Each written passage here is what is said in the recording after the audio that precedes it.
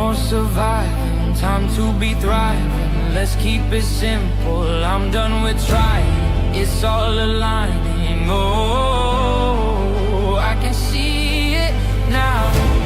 No more distractions, I'm done reacting. Cause life is short and that's all that happens if you don't show up and claim your power.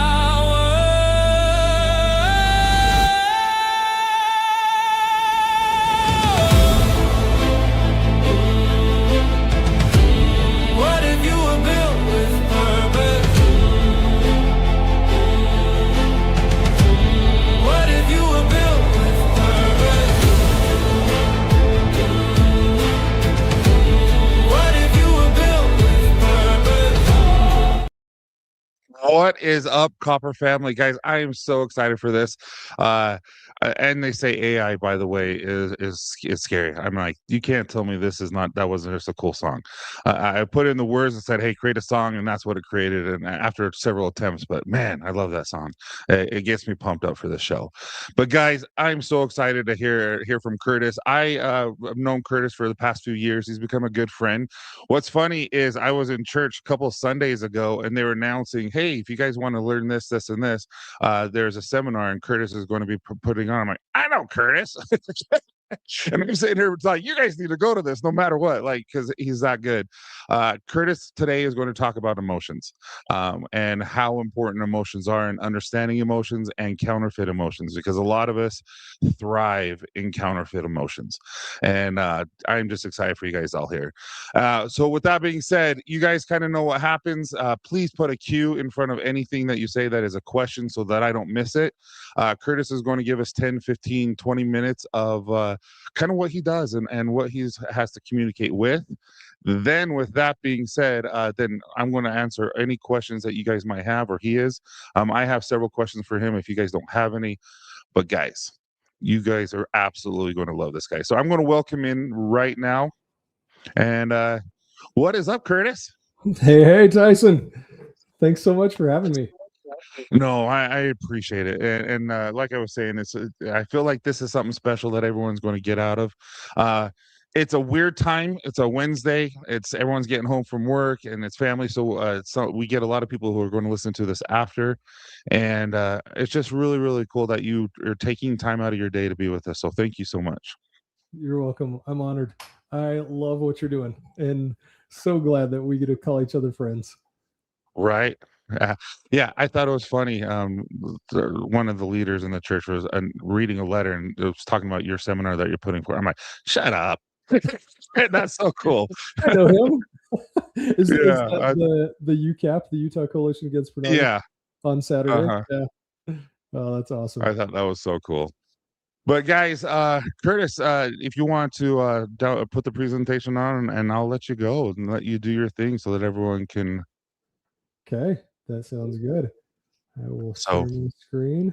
Yeah, and everyone, we have a lot of comments here already, and they're just saying hi to everyone. So, yeah, I think a lot of people are going to enjoy this. Excellent. All right, the floor is yours, my friend. And I may stop you just to ask you some questions that these guys in the chat. They're friends now. Not a lot of us have met in person, but it feels like we know each other very closely, if that makes sense. And we have a wonderful community here. And so if they have something that's pertinent to what you're saying, I'm definitely going to, when the time is right, to ask you if that's cool. Yep. Interrupt whenever you need. Just jump in. That sounds good. All right. Well, the floor is yours, my friend. Okay. Sounds good. And what I'd love to do is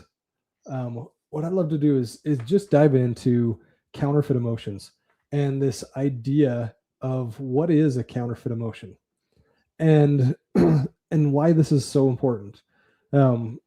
So it's, we've got a little guy on the bottom. There we go. All right. Got rid of him. So what is a counterfeit emotion?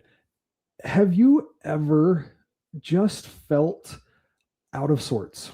Like you thought you were doing what's right. You thought you were working hard to live a good life. And all of a sudden you just feel out of balance. You just feel like, I don't know what's going on in my life, but there's this this disconnect, this piece that says, I don't really feel myself. Like, have you ever You know done what? that? Can I tell you a story about that? Yeah, please. I think I told them there's some wins. We talk every Friday. I do a show here called Built with Style, and it's all about men's grooming and women's too. And we talk about our wins at the beginning of every show. I'm like, give me your wins for the week, and to me it's important. And I was telling them when so Ellie, my middle daughter, she just got her license. Bless her heart, she's wonderful. But while she was learning how to drive, she hit a curb on a roundabout, and it slashed my tire. I Oh mean, no. it slashed. It was a Sunday, and we were just going for a drive from grandma's to back to our house, and she's been there a million times. And I had just bought those tires a couple of days ago, the days prior, and it looked like someone took a knife and went, and I didn't buy the roadside assistance. I didn't. I'm like suck. And, you know what I mean, and like, a lot of our money goes into Copper Johns, our personal money, still because we're Yeah. grown. And I'm not. This is not complaining, but at the time, it hurt because it's a Sunday. I have to go to work tomorrow. I have to have this car. This is going to cost me an additional $200 that I don't necessarily have. And I told Candace, I feel like God hates me. I feel Mhm. like there's something wrong in my life because this sucks. Like we cannot get a win if my life depended on it. And then Candace literally just looked at me and got me out of this counterfeit emotion that we were talking about and just said, Tyson, I believe in you. I love you, and I know you can get through this. And I'm like, that's all I need, and I got out of it immediately. And Mm, and we go, and they're like, hey, you did just buy these a couple days ago. We're going to give you a significant discount, like $34.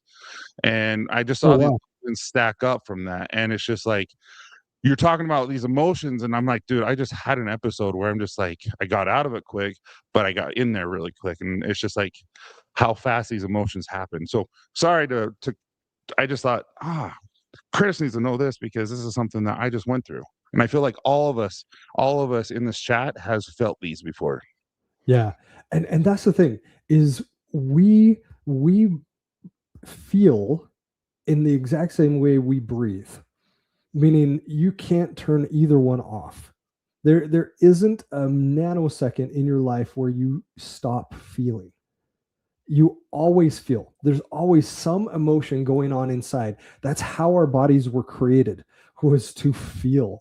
And every decision we make is based off of feeling, not necessarily logic. And we use logic to back up our feelings, but every single decision we make is based on a feeling.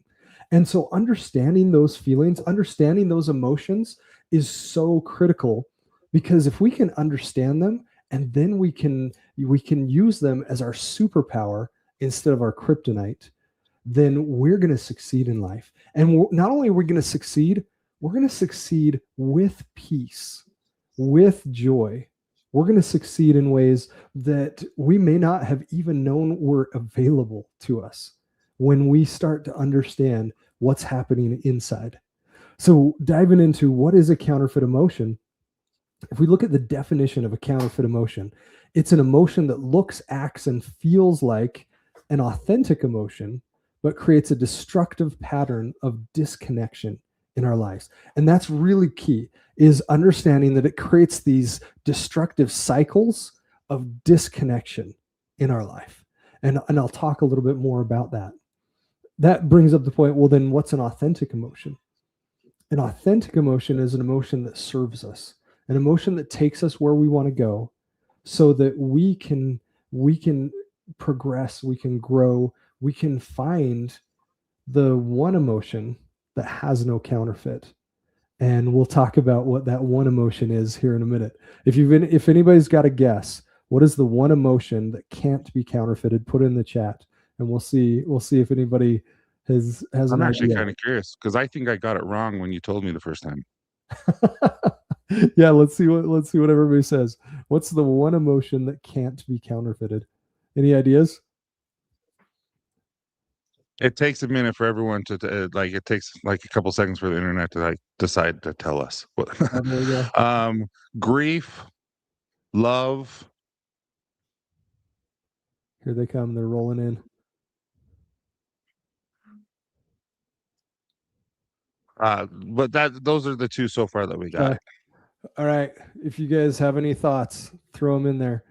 These are good answers. There's only one emotion that can't be counterfeited, and that emotion is peace. Peace stands alone. It's unique. Peace is universal. There's no one on planet Earth that doesn't want peace in their life. And peace doesn't mean absence of the storm. Peace means safety and security in the storm. And not only is peace, I love that. Oh, thanks, man. Yeah, not only is peace unique in the counterfeit emotions framework, but if you look at the neuroscience of peace, every other emotion is marked with a sensory perception. So if we feel fear, and we'll talk about fear here in a minute, if we feel fear, it has a bunch of brain chemicals. It has cortisol. It has epinephrine. It has all of these things that squirt in your brain to say, hey, this is that emotion. Peace is unique. Peace doesn't have that. There is no brain chemical that says this is peace. And so it is a very special, very unique emotion. And if we dive into the criteria, this is how to tell that whether you're feeling authentic or whether you're feeling counterfeit. And I put shun at the end so everybody can remember it easy, but it's connection, direction, motivation, and valuation. And let's dive into this. Let's start with connection. What do I mean by connection? Connection starts with self. Number one, does this emotion connect me with me? And I don't mean me with my body. Does it connect me with my body? I don't mean me with my accomplishments or my weaknesses. I mean, does this emotion connect me with that beautiful, brilliant diamond that is my soul, that can't be tarnished, that can't be broken? Does it connect me with me? Then the second part of this connection is, does it connect me with others? When I feel this emotion, is it a bonding emotion? Is it a bonding experience with others? Do I want to share? Do I want to call my friend Tyson and be like, dude, you got to hear what just happened. This is awesome. That's the connecting emotion. Then the third one is, does it connect me with God or my higher power? And does it connect me with truth? And then the final one is, does it connect me with purpose? If this emotion connects me in those ways, really good chance that's an authentic emotion. If it disconnects, if you're feeling an emotion that I just want to go to the basement and play Xbox for 6 hours, or I just want to disconnect from my friends, I don't want to see people, those are counterfeit emotions. So I have a question about that when we get to that point. Yeah, please. Do you want to do it now or just? I'm going to say it, but if you're going to answer it later on, you'll please hold off. Okay. But what you talk soon you'll be talking about, like guilt, grief, shame, all that kind of stuff. Yeah. How can you tell the difference between depression and shame? Yeah. This is a really good question because emotions don't come individually. The number one truth is we're always feeling. We will never stop feeling. Number two truth is that we feel a lot of things simultaneously. So we can feel shame and depression at the same time. In fact, can shame lead to depression? Oh yeah. Brené Brown, as well as the University of Oslo, they both did independent studies, and they looked at shame and guilt. We'll talk a lot about shame and guilt. I think that's really important. I think these guys would this was freaking mind-blowing when I heard this. So you do your thing. I'm so excited to get to that point. So you continue and I'll shut up. Okay. Actually, we'll leave a little cliffhanger for the study from Brene Brown and the Yeah. University of Oslo. But let's dive into the second criteria. The second criteria is direction, and this was fascinating when I did the research on this. And right now, the research, I'm probably 8 or 9 years in, not quite a full decade of the research on this, but an authentic emotion. What I found is every authentic emotion, it takes us forward, upward, or brings us together. That's the direction of the emotion. Like you think about love. What does love do? Love brings people together. It is a huge motivator. It will absolutely bring you higher and it will bring you together. Now, let's think about the counterfeits. And this is where it got fascinating. I thought Mhm. it was going to be the opposite, that it was going to be backwards, downwards, etc. It's not. There's only one direction the counterfeit emotion takes us, and that is back to itself. A counterfeit emotion will spin back to itself. And it will do this spin cycle because it has to feed on itself to survive. And a great example of this is the difference between pain and misery.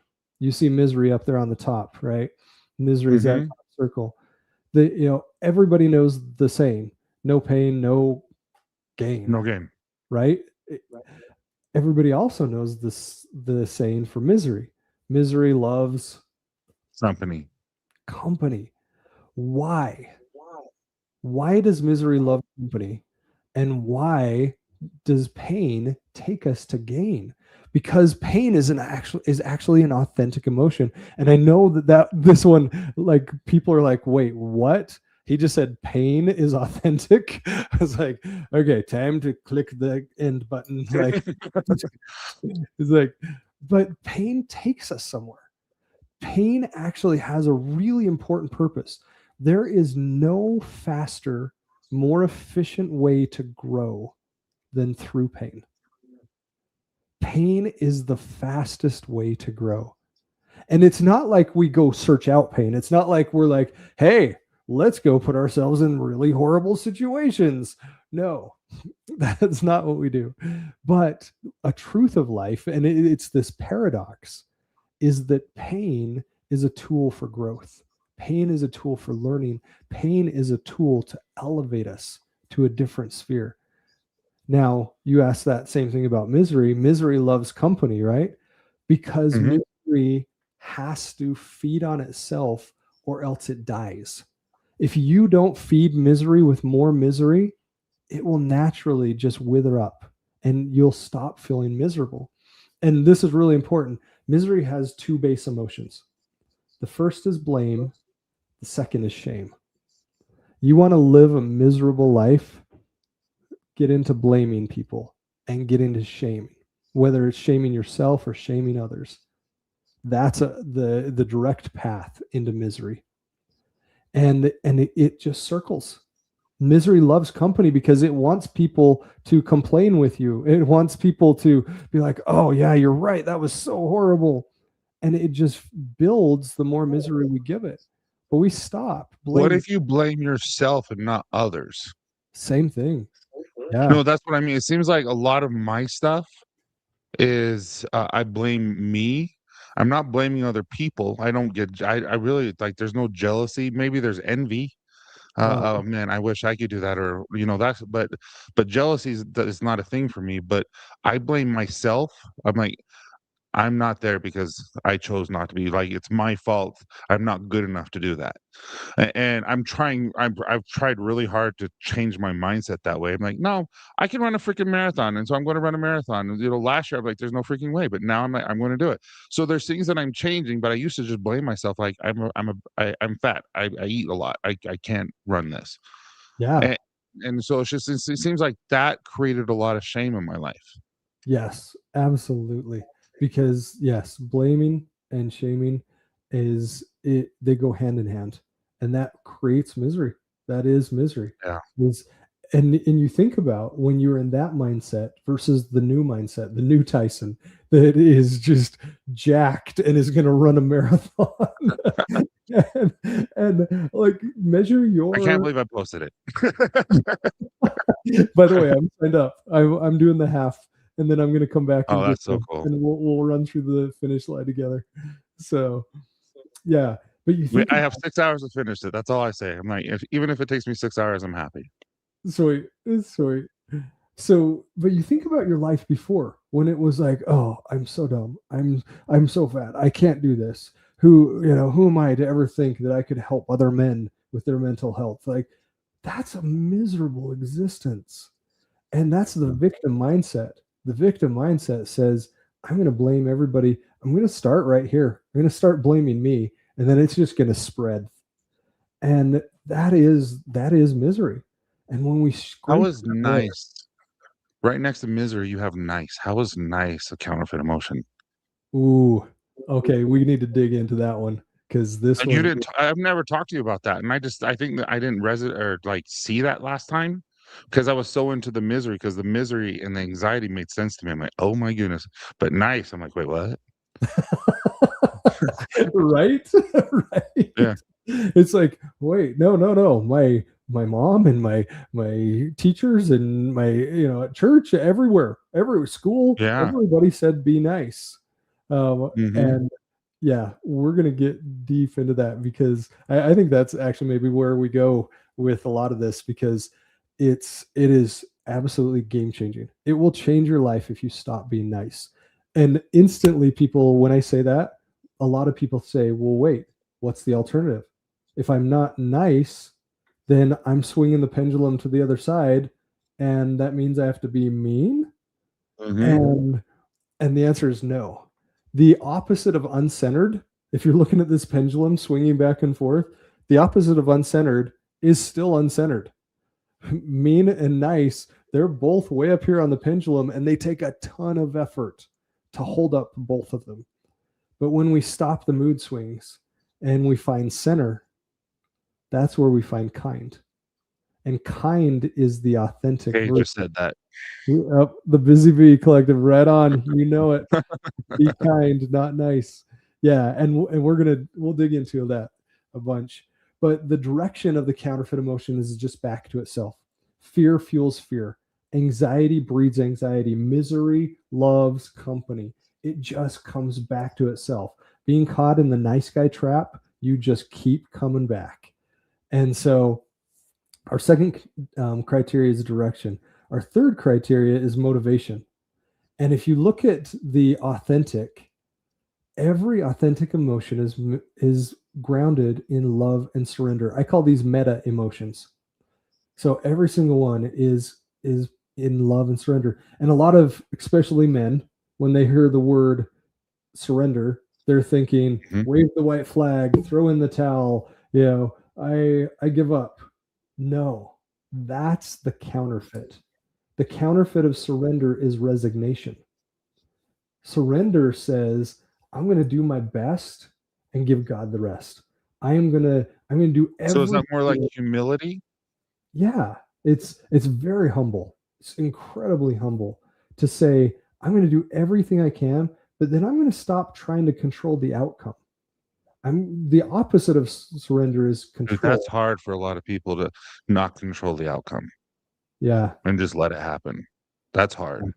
I actually just did a post on that just yesterday or 2 days ago about how we need to just like trust the process. If we have a goal in mind, we trust the process. We don't try to control the outcome because the outcomes will come to us because of the process.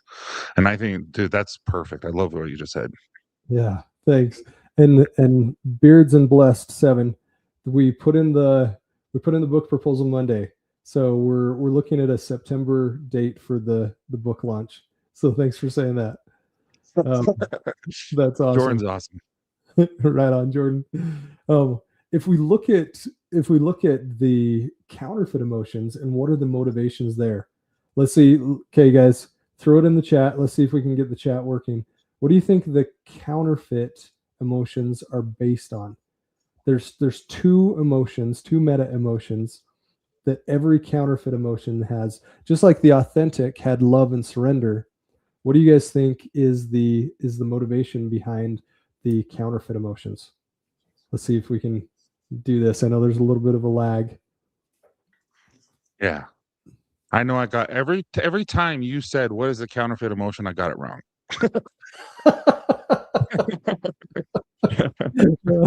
Actually, no. When we did the I love you, bro. Well, I knew it by then because you were on the podcast. And I'm telling all the Ogden guys, I'm like, you know this. We talked about this. That was awesome. Ooh, I love it. salt and paprika. Oh, overcompensation. Ooh, that's a good one. Anxiety and fear, right on. Shame. Oh, these are good answers. These are really good answers. Yeah, love it. Keep them coming. So every counterfeit emotion is based in fear and control. You got pride, yeah. And actually pride is fear and control. Like you throw those two together, you get pride. Vern got half of it right. Yeah. Yeah, way to go. And here's what's really cool. And I want to push pause for a minute and put an asterisk right here. A lot of times when I first describe counterfeit emotions to people, they go, "Oh, counterfeit emotions are bad." And I really want to make sure that everyone knows there's no such thing as a bad emotion. There's authentic emotions and counterfeit emotions, but neither one are bad. Can I tell you what I think about why you say that? Yeah, please. I think counterfeit emotions happen in our lives, but because they have to happen, but it doesn't mean we need to resonate in them. Like you said before, you just let them go. You let them flow like the clouds up. Dude, that was a perfect freaking analogy that you had. I'm saying freaking a lot tonight. It's a perfect analogy. It's just like a cloud. You just let them pass. Like anxiety. There's true like desperation when you have anxiety. But Yeah. when you have anxiety, it's there for a purpose to teach you or like, hey, you probably should do this. And then you're done. But if you stop and you hold on to that, you're not going to continue moving progressing forward because you stopped moving forward. You stopped and just stayed there instead of just doing the thing that the anxiety is telling you to do. I don't know. I'm just talking out of my butt right now. I'll let you do your thing. Dude, you've got one smart butt. That was awesome. Oh, yeah. It's so true because every emotion, even the counterfeit ones, every emotion brings a message. The trick is when we turn the messenger into the dictator. When we turn that messenger into the dictator and say, you know what, you drive my life. I'm feeling an emotion. I have to act on that emotion. I'm feeling fear. I have to act on that. I'm feeling control. I'm feeling anger. I'm feeling anxiety. I have to act on that. And the truth is, you don't. You don't have to act on any emotion. In fact, if you look at the way the brain works, between stimulus and response is a gap. And we get to choose what to do between stimulus and response. And it doesn't mean that we stop feeling. No. It means that we feel and make a choice. Oftentimes in life, we feel anger and we're like, oh, I'm going to act on that anger right now. And we don't have to. We can say, you know what? I'm feeling this and I'm going to continue feeling it, but I'm just going to watch it. I'm just going to watch this emotion float through my soul like a cloud in the sky. And I love that. And when we do that they actually just published a study at the beginning of this year that said the number one skill in emotional intelligence is to have an emotion without acting on it. And so even when the counterfeits come in, and I actually, Fear and I, we've become friends. We've become friends because I know what fear feels like. I know it really well. Fear in my body, physically, it feels like this steel band across my chest. and it feels like it's just squeezing in, and my breath gets shallow, my heart rate goes up, my palms get sweaty, and um, and I know what that feels like. And so when it comes, that is my number one signal to me to say, "Oh, hey, this is a counterfeit."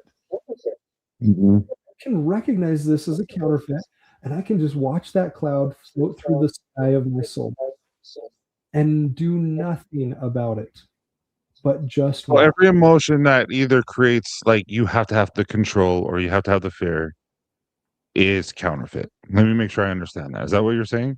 Yes, yes. That makes everything so simple to understand that. Um, I want to Jordan said also, I can imagine it shows in your outward and visible signs to everyone else, which is in counterfeit shows others that you are not in control.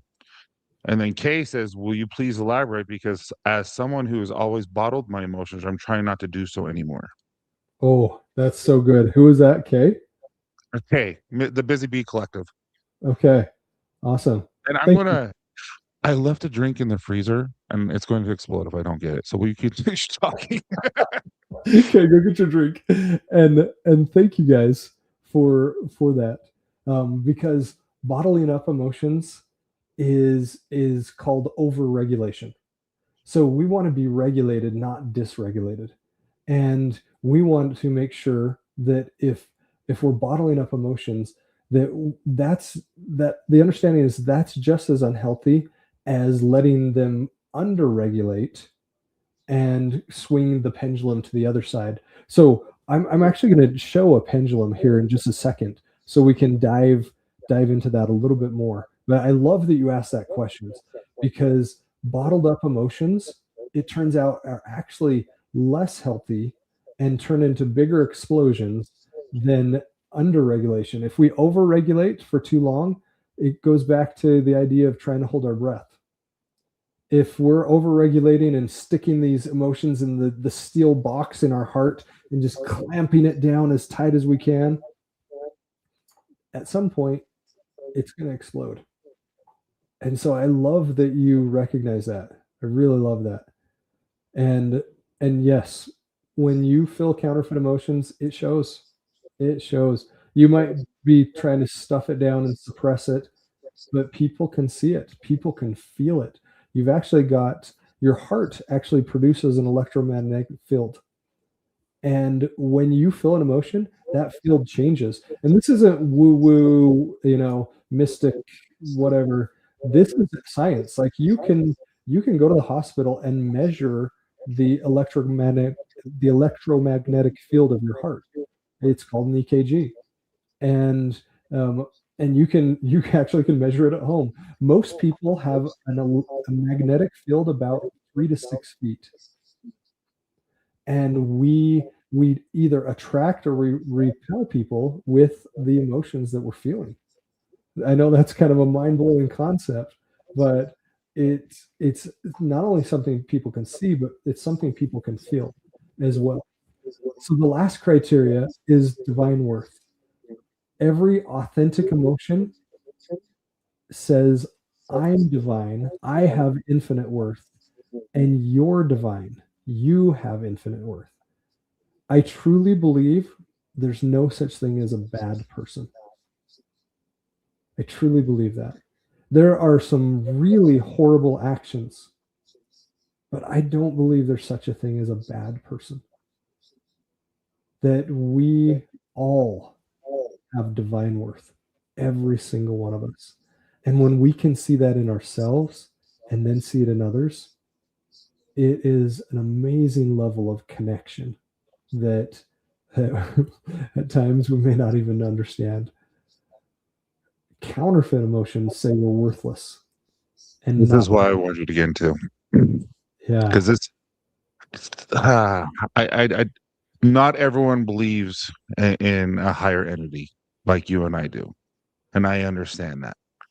But I feel like the adversary of that divine nature that we're talking about tells us that we're worthless, and I really believe that it pushes that. And so I love this part of it. Yeah. And not only does it say we're worthless, so let's start at zero, But if we break that word apart, it says we're worth less.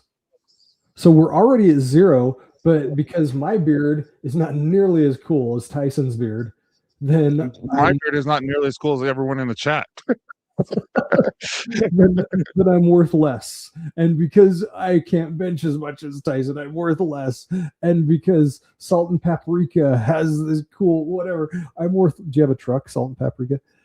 Then I'm worth less. And we just keep notching down, but we start at 0 with the counterfeit emotions. They say you're worthless. And now we're going to knock you down even more and go into the negative. And that is so important to understand, that if I'm feeling an emotion like that, that's counterfeit. That is not an authentic emotion. And I said it before, but I'm going to say it again. We are not our emotions. We are not our thoughts. We are not our wins and our losses, our successes and our failures. We are not any of those things. That is not the true nature of me. I am so much more. And you are so much more. And you're just as valuable as I am. And understanding that on a deep level is so critical. It's so, so critical. So let's talk about some of these authentic and counterfeit pairs, if we can. There's love and lust. Notice on the left side is the authentic and on the right is counterfeit. Pain and misery, we talked about that. Excellence and perfectionism. Kind versus nice. Oof, there's that one. We'll dig in there. Guilt and shame. So powerful, guilt and shame. Advocacy versus I anger. think that really has affected me in my life. Tell me more. And I might be wrong, and it's not shame, but it's more when I was in my 30s. So I'm 46 now. When I was 32, 33, I really was looking at myself, thinking I was worthless, that I didn't deserve my wife and family because I wasn't able to provide them what I'm seeing online, what I'm seeing my friends are like. Their houses were nice, that all this. And so I have always thought, my worth was based on what I can provide for my family. And so if I can provide more for them, then I'm a better husband and father. And I felt that in a long, and I still battle that. And so I have given myself, like I said, I blame myself, and that has given me a lot of shame. And I've gone in that misery loop over and over and over. And I'm getting out of it, and I'm battling out of it. And I feel like I've actually gotten pretty close to, like, every now and then I catch myself, but I catch myself because I know what I'm doing. Does that make sense? Like, I'm starting to get a little bit more emotional intelligence. But at the same time, I still have a hard time where I'm like, my family deserves better. They that type, and it's not that I'm a bad husband or father, but it's that I can't provide what I wish I could provide them. And it hurts me, and they're grateful what they have and stuff. It's just like, you know what I mean? It's just like I wanted so much for my family, and sometimes I'm like, I wish we could do that, but we can't. Or I wish I could get that, but we can't. And it kind of sucks sometimes, like, you know what I mean? And Yeah. then so that's it hits home for me. Yeah. And it's really interesting because that was one that hit home for me too. And if I can get vulnerable, like you see here, advocacy and anger, then power and control, recovery and sobriety. This is one for me that was huge. Is throughout my life, off and on, I struggled with pornography. And understanding the difference between recovery and sobriety, and being able to get rid of shame. Like, this was huge for me. Even though on the outside you would have thought, oh, Curtis has got it all together. He's this fancy tech CEO and blah, blah, blah, and all this stuff. Inside, I was carrying shame.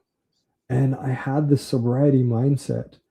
And that's what I'm talking about on Saturday is we're going deep dive into recovery versus sobriety at the Utah Coalition Against Pornography conference.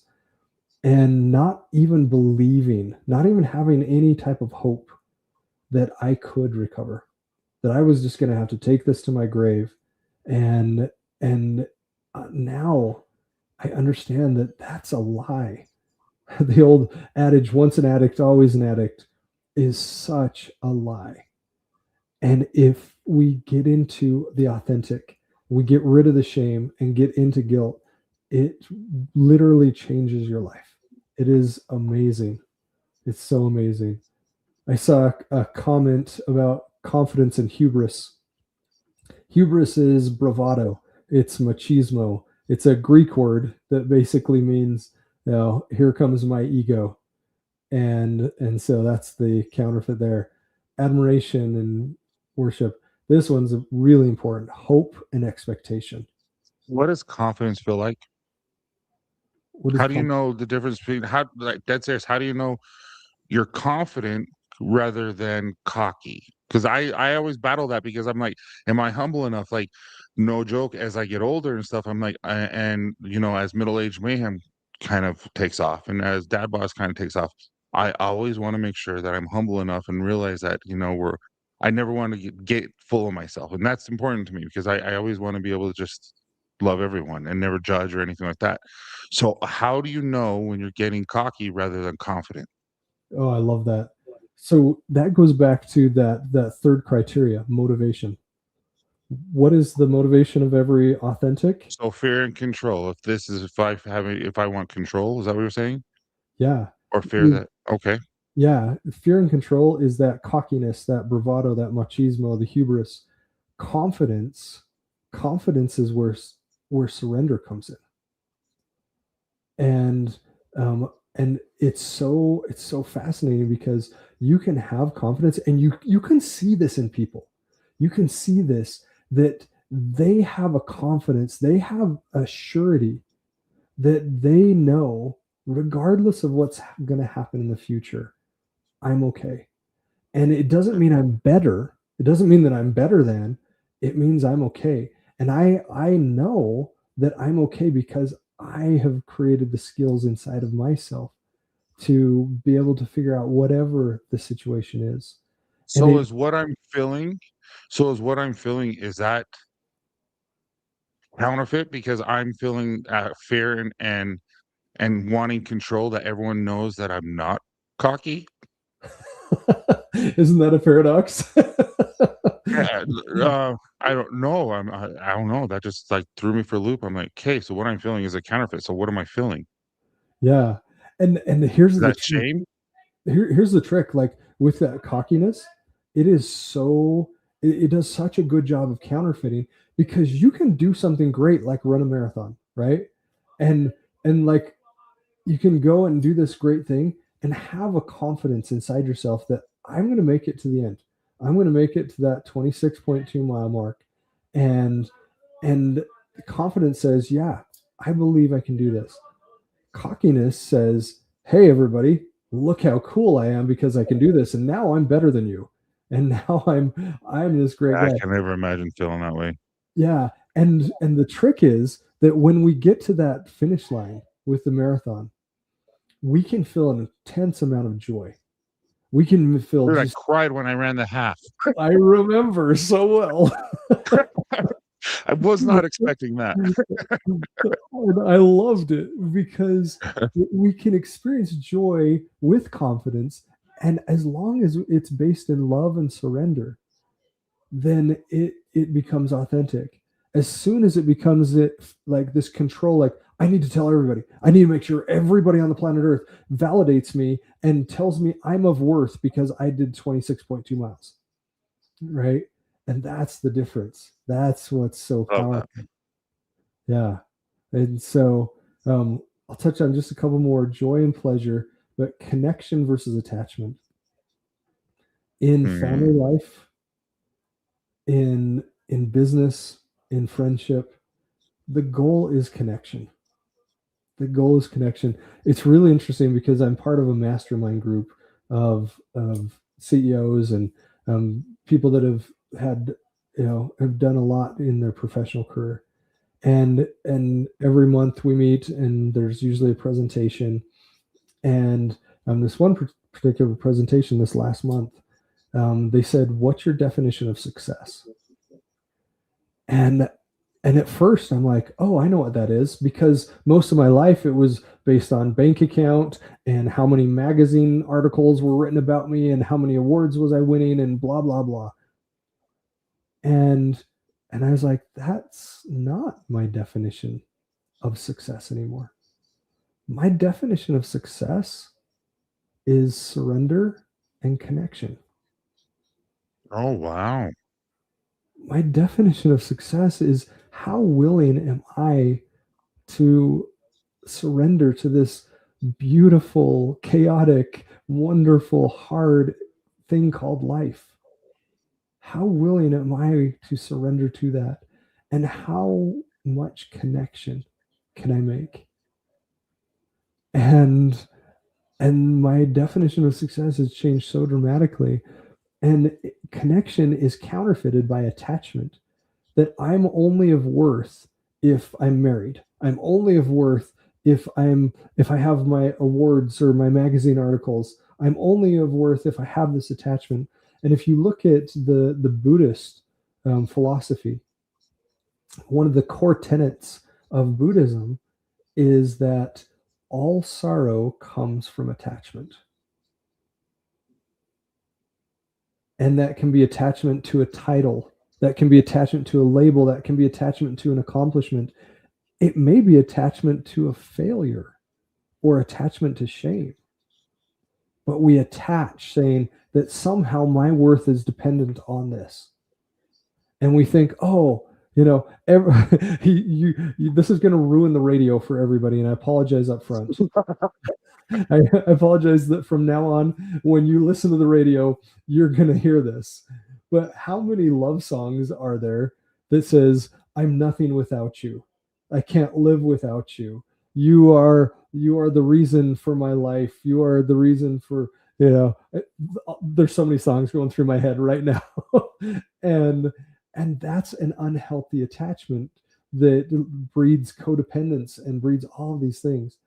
Whereas true connection says, I by myself am whole. And I want to roll down this road of life with you, but I don't have to be part of you to do it. I'm whole, you're whole. Together, we get to go on this journey. Rather than saying, I have to somehow fit into, like, my wedge of me has to fit into the Pac-Man of you, and we have to roll down as the same entity. No, that's attachment. Connection says, I'm going to roll right here on my journey, and I would love you to roll with me. I'm going to be paddling my canoe, but we're not in the same boat. We're going in the same river or the same lake, but we're not in the same boat. But we can still connect. We can still go down this life together. And that's beautiful. When I was dating my Patty, and I gotta show everybody. This is my Patty. I love that. You say Patty. This is my Patty. I am very convinced she is the best human on planet Earth. And she's amazing. And when we were dating, I told her, I said, the most romantic thing you can say to me is, I don't need you. And I know that goes against every Hallmark movie ever made. but the reason I said that is because if you want me without needing me, that's love. If your worth is based on whether I'm around or not, that's not love. That's dependence. That's attachment. It's not connection. It's not love. So that's the first part of the list. Here's the second. And we'll just go through these quick. We've got abundance and accumulation, empathy versus sympathy, freedom versus comfort, gratitude versus toxic positivity, victor versus victim, awe and wonder versus obsession, faith versus fear. Oh, this one right here. Let me zoom in again. Curiosity versus suspicion. You guys, if you want to change your marriage, get curious. I I used to think that love was the antidote to anger. I used to think that for my whole life. Love is the antidote for anger. It's not. Curiosity is the antidote for anger. You cannot be curious and angry at the same time. And as soon as you're curious, it dissolves the anger in the other person. And if we can just let go of our ego and say, you know what? I want to see you. I want to truly see you, feel you, understand what you are experiencing, regardless if even if the words you're saying are about me. I want to understand that. And that changes marriage. I think it changes, it helps with your relationship with your children too. Oh, yeah. Yeah, so much. We've got eustress or excitement versus distress of anxiety, worth and worthiness, serving, saving, loyalty versus enmeshment, accomplishment versus pride. So, with that said, I would love, I promise that we're going to talk about the emotional pendulum, right? So, Yeah. here is the trigger or the stimulus. And between the stimulus and the response is a gap. We get to choose. In that gap, we get to choose. And we can either choose suppression, that I'm going to bottle this up, I'm going to hold this in, I'm not going to do anything about it. We can choose aggression or under-regulation. So the suppression is over-regulation, or we can choose under-regulation. But here's where it gets good. We can also choose expression. Instead of suppression or aggression, we can choose expression. We can tap into the authentic emotion. And we can find that authentic. And notice the pendulum, right? The opposite of uncentered is still uncentered. That aggression and suppression, they don't serve us. One thing that I've noticed is with like, there are certain things that I have an emotional response with. I just like, if you say a certain thing, it feels like an attack, even though it's not necessarily. I Yeah. have to walk. I have to leave the situation that minute because I don't want to respond aggressive. And I remember there was a talk, and you probably remember, is like this leader in our church that basically is like da da da da, you know, and he's a wonderful human being. It's like, guys, and even I get upset with my wife, and I have to spend my time outside. And he's like, and brethren, I have been outside a lot. and and that has already resonated with me because I'm just like, because I would rather not say anything that I would regret and just walk outside and take a breath for a second and realize it's not that big of a deal, and then come and then do the expression. I don't know how you feel about that, but that's kind of what I have done and I continue to do when certain minute stupid things that I know it's on me, it's not on anyone else. I'm like, this should not trigger me to be upset, but it does. And so therefore I'm just like, hey, instead of me saying something stupid, I'm walking away for a second. Yeah. So I don't know. Well, I don't know what your thoughts are on that. Dude, I'm so glad you brought that up because where we feel the biggest emotions is where we need to dig. Oh, like why is it triggering me? Exactly. Get curious with yourself and take full stewardship of your emotion. It here's something that is going to go contrary to probably everything you've heard, but no one can make you feel anything. No one I hate can when make people say that.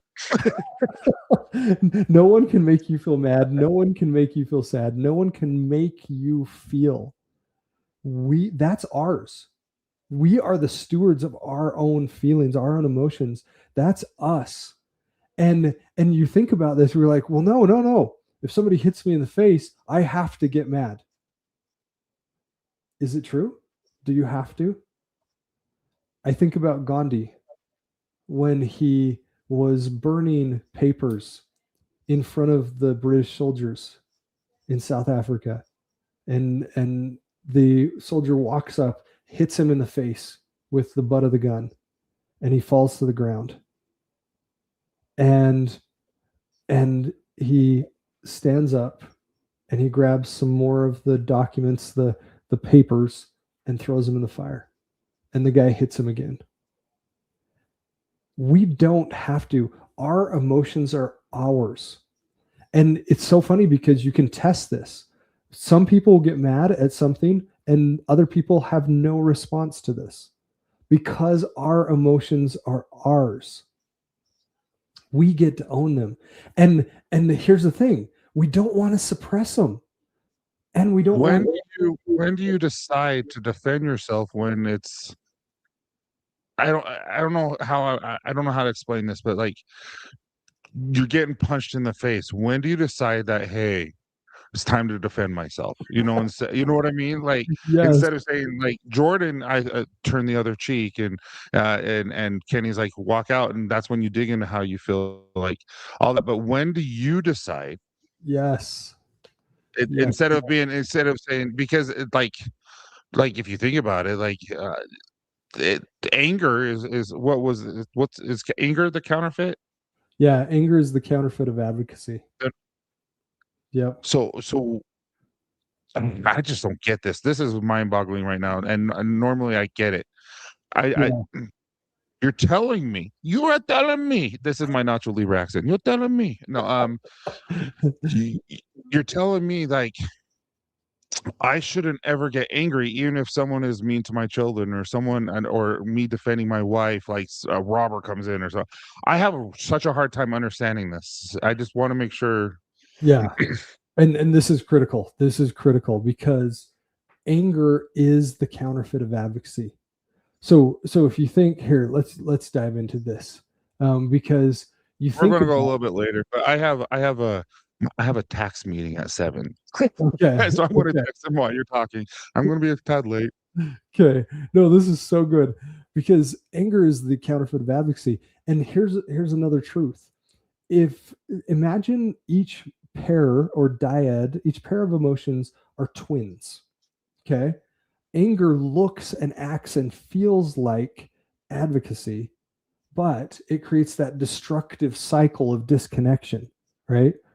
And there's only 2 reasons you'll ever get angry. Only 2. The first is danger. If the bear's chasing you in the woods, pick up the stick and poke it in the eye. It's important to get angry at that point. Yes. If the bear is coming at you, if your life is in danger, yes, pick up the stick. The other is a perceived injustice. And I say perceived because it may or may not be a true injustice. And the difference is that anger leads to destruction. Advocacy leads to constructive behavior. And you cannot, advocate comes from the Latin word advocare. And so advocare means to invite in. I'm not saying get hit in the face 100 times. I'm not saying that. I'm saying change anger to advocacy. Anytime the counterfeit emotion pops up, it actually wants you to talk to its twin. It doesn't want to hang around. As soon as the twin gets on the emotional bus of your soul, then the counterfeit is like, okay, sweet, I'm out. So basically you can defend without being angry. You can show aggression without being angry. Yes. You can not aggression, expression. You can say, isn't aggression defending your family? Okay, expression. I hear what you're saying, but sometimes, like, to me, masculinity is being able to like rip someone's head off, but being able to say, okay, I'm not going to do that. I'm going to be in control and take care. You know what I mean? So if someone is physically harming my children or something like that, don't you have to be aggressive, or do you call that expression? You need to be protective, not aggressive. You need to be protective. Yeah. Too many words. Protective, aggressive. Yeah. It's really important to defend your family. We never talked about this, and now my mind's going 100 miles an hour. Yeah. It's really important to defend your family. It's really important to be masculine, but masculine doesn't mean mean. Masculine doesn't mean angry and rage monster and hateful. You can defend without hate. You can defend without rage. You can defend without anger. You can defend in love. And that's where we often get it wrong. Is like, no, I have to hate this person. I have to be angry. Look what they're doing. You don't. You can still be bold. You can still, in advocacy, you can be amazingly bold. And we did this survey, so you'll know the answer to this. But let's ask the guys in the chat. Who is Bobby Seale or Huey Newton? Don't Google it. I actually don't know. Nobody Google it. Nobody Google this. Who is Bobby Seale and Huey Newton? And it's okay if you don't know. If you don't know, just write IDK in the comment. I know Wayne Newton. Wayne Newton. Sweet. Wayne Newton's awesome. Lots of people are like, Huey Lewis? No, Huey Newton. Out of the thousands and thousands of people I've asked this question to, yeah, there's been 3 people out of thousands that I've asked this question to. Nobody knows. But let me ask you another question. Fig Newtons. Those are good. Let me ask you another question. Who is Martin Luther King Jr.? Oh, yeah. I know him. Everybody knows him. Everybody on planet Earth knows him. Every major city in the U.S. has a Martin Luther King Jr. street. The number of junior highs and high schools. There's a holiday. There's a holiday. Other countries know him. But why do you not know Huey Newton and Bobby Seale? They started the Black Panthers, the militant group that would firebomb cars and kill police officers. And they went destructive. They went to anger. They saw that injustice. So remember, there's the stimulus. The stimulus was that there is an injustice. And in this case, it's a true injustice of racism, an absolute true injustice. One group said, I'm going to take that over to anger. The other group said, I'm not going to stand for this. But what I will stand for is I will stand at the base of the Lincoln Memorial, and I will stand with 1 million people as we say, this is not okay. This is not okay. So no hate. No hate. They're up, yeah, and they're expressing themselves. I get it now. I get it. That's when we change the world. That's when we change the world, is when we invite people in. Advocare means to invite in. Advocate means to invite in. And it's funny, you cannot use the word advocate and against in the same sentence. It's impossible. It's impossible. It doesn't fit. You can only say advocate for.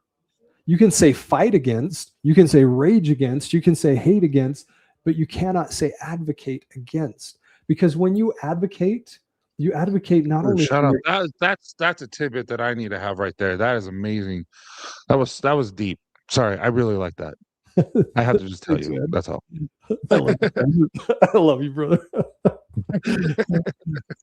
Yes, it's amazing, because once we move to advocacy, we no longer have to dive into anger, because anger is satisfied when it knows I'm going to act, when it's not passivity. So you're advocating for your wife. You're not fighting. Shut up. This is cool. I love it. and when we that changes everything in my mind. That just clicked everything in my. Oh, okay. And so you yeah, I get it. Love it. Thank you. Continue. You're welcome. And so when we go there, when we go to that place of advocacy, then anger is fulfilled. Anger says, I don't need to be here anymore. My twin has this. My twin has this. And it's not passivity. Because if we go and look at Martin Luther King was not passive. Yeah. Yeah. When we look at the pendulum, you've got aggression or anger or hate. The other side is suppression or passivity of, I see this injustice, but I'm not going to do anything about it. I see, this neighbor kid beating up my kid, but I'm not going to do anything about it. No, that's the other side of the pendulum. That's this side of the pendulum. The other is, I'm going to go beat up that kid if he's hurting my kid, right? That doesn't help either. Right here is where we sit down and we look them in the eye And there's an amazing story about the Black Klansman. And it's this black guy who sat down with the Grand Master of the KKK and said, I want to see you. I want to understand you. He literally went to a hotel room, and the Grand Master, the Grand Dragon was there with armed guards, guys with literal machine guns. And he sat down with him and he said, let's talk. And month after month went by and they continued to talk. And eventually the Grand Dragon went over to his son's birthday party. And then he started talking, and all of a sudden he said, you know what? I can't do this anymore because I see you. And that's the difference. This guy could have raged and said, oh, we're going to replace violence with violence. We're going to, fight fire with fire. We're going to knock heads. Instead, he said, let's just see each other, because you cannot hate someone that you see. You can hate an object. You can hate somebody or something that isn't like real. You can do that all day long, but you can't hate someone you see. It doesn't work. All right. So we're past the time. Okay. And I appreciate you doing that, but I want to ask one more question. Yeah. And this is a final question. Then I have another meeting, and you have family, and everyone else has other things to do. And I appreciate everyone for sticking around, because this is actually this has been one of my favorites. Like, I've really, really enjoyed this. So I wrote this down, and I'm like, if someone was listening today, feels stuck emotionally, but doesn't know why, what would you want them to understand? Meaning, there's a lot of us that are striving to be better, are striving to understand ourselves better, striving to understand why do I feel this way, but they're stuck. Like, not like they might want to go to therapy, but they don't dare, or they can't afford it, or there's so many different things that are going through their mind. Like, I'm not a good dad. Like, I wish I could do this for them, and all this. Just what would you give them to help them to feel unstuck? As if that makes sense. Yeah. The first thing that I would say is have compassion on you. Have compassion on the person inside. That person is doing the best they can with the tools they have. And maybe we haven't learned the tools yet. Maybe we haven't figured out, but every person, like I said at the beginning, there's no such thing as a bad human. There's some destructive actions, yeah, but have compassion on you, that you are doing the best you can with the tools you've got. And sometimes we don't have the tools, but we can get them. I didn't. It took me till I was over 40 years old to start understanding this stuff. And now I wake up every morning, instead of a pit in my stomach, I wake up every morning with peace. There's so much hope, you guys. There's so much hope. And I'm getting emotional even thinking about it. Like, it used to be miserable. And now that I've added these tools, I wake up with peace. I wake up with joy. I wake up with excitement. If there's one message I could share, is that there's hope. And do the digging. Do the digging in your soul. Wherever you're feeling that emotion, that's where you need to dig. Get out your shovel and start digging. Because when you do, then all of a sudden that part of your soul can be at peace. That part of your soul can rest. Spend the daily effort to dig. Every day.